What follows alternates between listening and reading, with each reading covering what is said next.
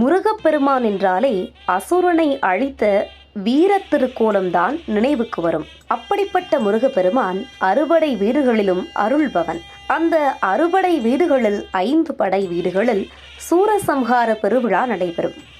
அதிலும் ஒரு படை வீட்டில் ஓராண்டில் 3 முறை சூரசம்ஹார வைபவம் நடைபெறும் எனும் தகவல் பலருக்கும் வியப்பை தருகிறது. அந்த தலம் எது தெரியுமா? அதுதான் மதுரையில் அமைந்திருக்கும் திருப்பரங்குன்றம்.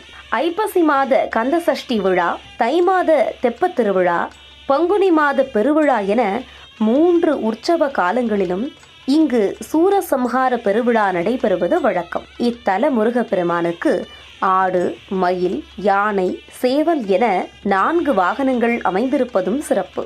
முருகன் அசுரர்களை எதிர்த்து 3 இடங்களில் போர் புரிந்தார். கடலில் போர் புரிந்த தலம் திருச்செந்தூர், நிலத்தில் போர் புரிந்த இடம் திருப்பரங்குன்றம், விண்ணில் போர் புரிந்த தலம் திருப்போரூர். இதில் மாயை அடங்கிய இடம் திருச்செந்தூர், கண்மம் அடங்கிய இடம் திருப்பரங்குன்றம், ஆணவம் அடங்கிய இடம் திருப்போரூர் என்பர் ஞானிகள். திருப்பரங்குன்றம் வந்து முருகப்பெருமானை வணங்கும் பக்தர்களுக்கு வாழ்வில் நல்ல திருப்பம் வரும் என்பது நம்பிக்கை. துன்பங்கள் நீங்கும்.